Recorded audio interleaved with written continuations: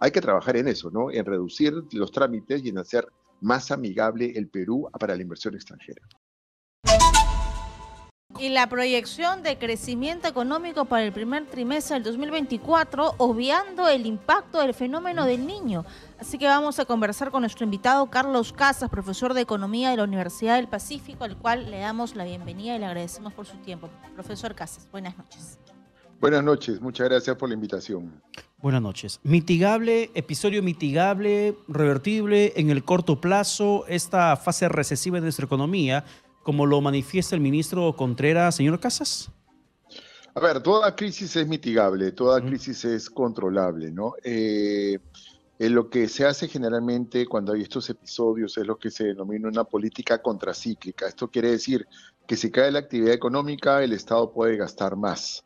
O sea, de poder se puede. Ahora, tenemos limitaciones porque no hay tanto espacio fiscal, es decir, no hay tanta capacidad de poder aumentar el gasto sin deteriorar las cuentas fiscales, ¿no? Entonces, digamos que es posible revertir, sí, probablemente se vayan a dar algún impulso fiscal, pero no sé si este sea lo suficiente como para hacer que la actividad económica rebote o no, o se recupere, porque no solamente tiene que ver con el hecho de gastar más, sino también con las expectativas que tienen los agentes económicos, ¿no? Entendidos como las personas que consumen y las empresas que invierten, ¿no? Entonces, si no hay buenas perspectivas, porque las expectativas no son buenas, entonces la gente lo que va a hacer va a debilitar su consumo y por otro lado también los inversionistas van a posponer su decisión de inversión, ¿no? Entonces, esto no solamente depende de gastar más, sino depende también de cambiar la percepción que tienen los empresarios y las personas con respecto a cómo va a ir el futuro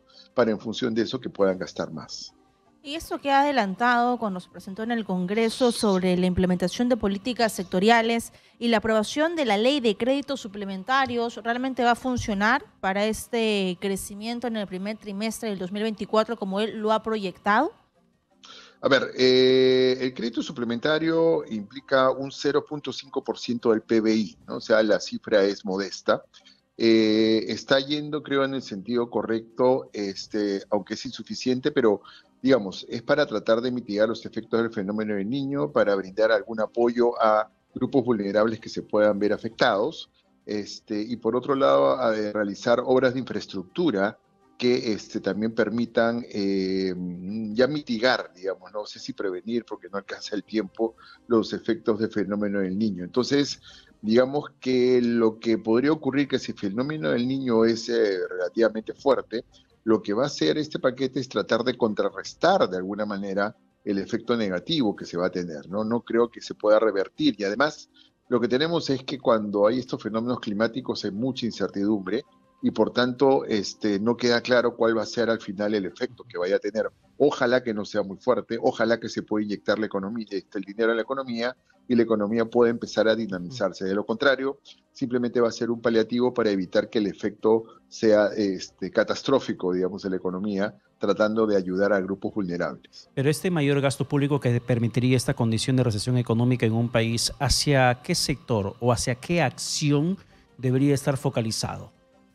Bueno, si se está hablando de medidas sectoriales, yo creo que algo que debe priorizarse es el tema de la generación de empleo, ¿no? Entonces, sectores como construcción, sectores como manufactura, son sectores, o sector servicios, sector comercio, son sectores que generan bastante mano de obra y justamente cuando hay una recesión tenemos que recordar que se pierden empleos, disminuyen los ingresos de las personas. Entonces, por tanto, si hay un paquete orientado justamente a combatir la recesión, debería estar justamente focalizado en estos sectores. Ahora, y con eso tiene que ver el mayor gasto en infraestructura que se pueda realizar, porque eso dinamiza el sector construcción.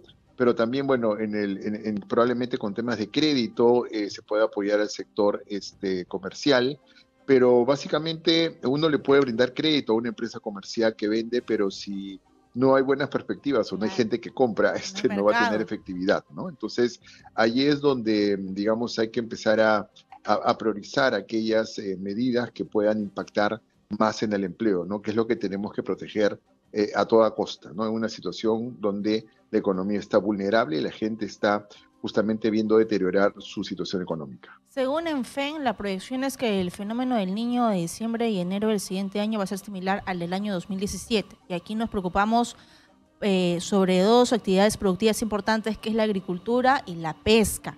¿Y por qué es importante? Porque cuando la gente vaya al mercado a comprar su rico pescadito, sus ricos mariscos, que también significa una actividad importante de la gastronomía y el turismo, lo va a encontrar a un precio muy caro, igual con los alimentos también. Y ahí la gente va a recién tocar suelo y fondo a decir qué está pasando.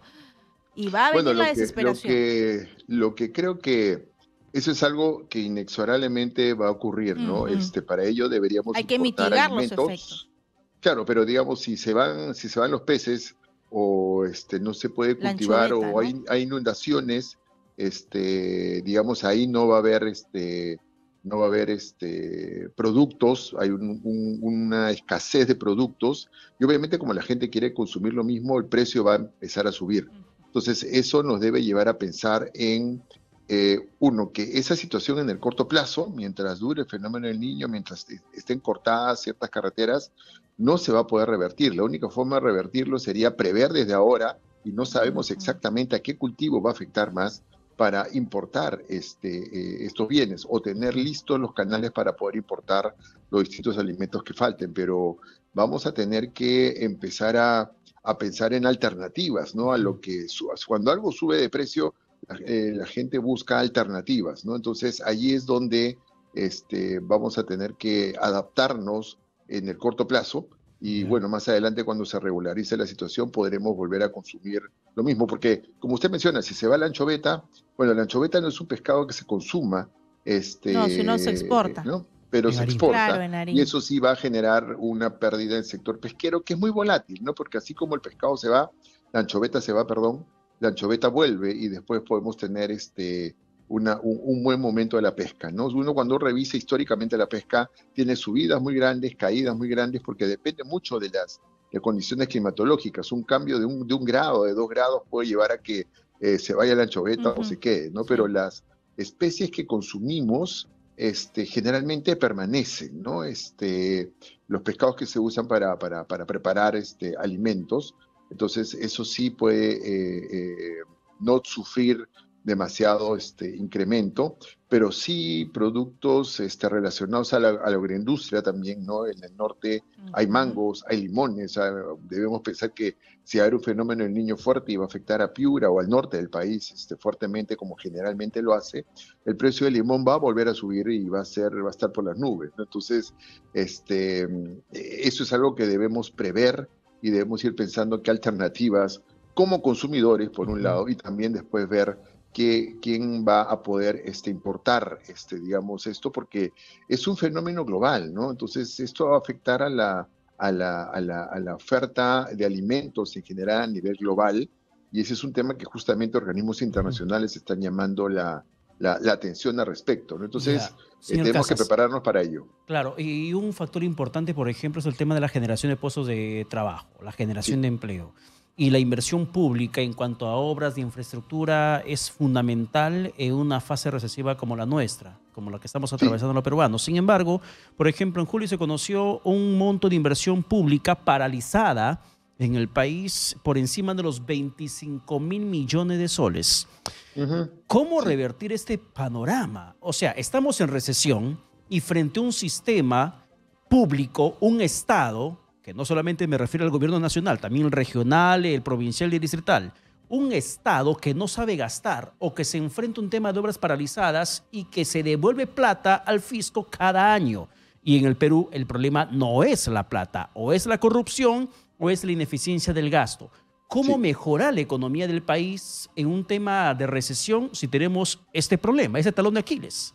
Eso es muy cierto. Es difícil movilizar la inversión pública, porque no es cuestión de decir hoy día, mañana aumentemos la inversión pública. Tenemos que mover a 1.965 municipalidades y a 26 gobiernos regionales para que gasten más. Hay que recordar que el 65% de los recursos para inversión pública están en manos de gobiernos regionales y locales, y tienen todas las deficiencias que usted ha mencionado, ¿no? No tienen la capacidad, aparte que los procesos también son complicados, se han ido complicando con el tiempo debido a una serie de eventos. Entonces,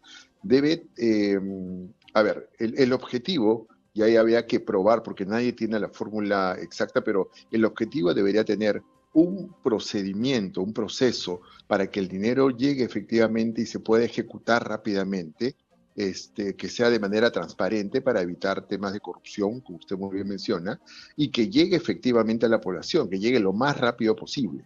Ahora, hay que recordar que recursos como el canon, que este año han recibido fuertemente gobiernos locales y regionales, no revierten al gobierno nacional, porque son de propiedad de los gobiernos regionales y locales que lo reciben. Entonces, ellos lo tienen guardado. Entonces, la idea sería que más adelante, cuando caiga el canon, esos fondos que no han utilizado los gasten. Pero el tema tiene que ver también con el funcionario que está orientado a la inversión pública. Lo que tengo entendido es que de alguna evaluación que se hizo, solo el 8% de los funcionarios públicos vinculados a inversión pública a nivel subnacional estaban con las capacidades necesarias y adecuadas para poder ejecutar de manera eficiente el gasto público, ¿no? Entonces, eso nos abre una puerta en el sentido de generar capacidades, pero eso toma tiempo, lamentablemente, ¿no? Entonces, una de las cosas que podría hacerse es que se agruparan proyectos y delegarle a alguien, a otro gobierno, a una entidad privada, que se encargue de la ejecución para que esto sea mucho más rápido, ¿no? Porque la población no puede esperar. Hay que trabajar en el tema de aumentar capacidades, mejorar capacidades, también mejorar sueldos, ¿no? Porque lo que tenemos es que a veces hay municipalidades que cuentan con un presupuesto de inversión bastante grande, que puede llegar a ser de 100 millones de soles, y el funcionario encargado de ejecutar esas inversiones gana 2.000, 3.000 soles.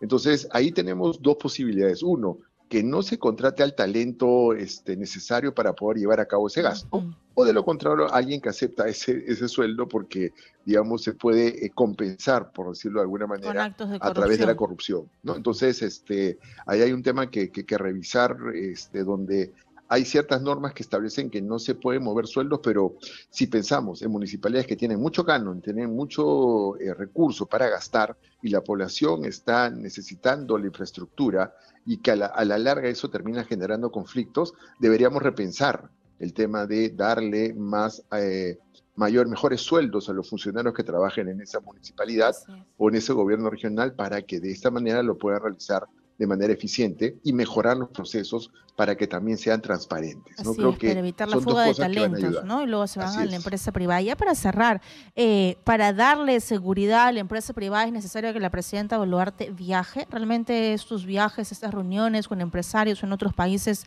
trae seguridad aquí en nuestro país? Y se lo digo porque la presidenta va a ir a este evento de líderes de la Alianza de las Américas para la Prosperidad Económica. ¿Realmente tiene ese peso que requiera su presencia?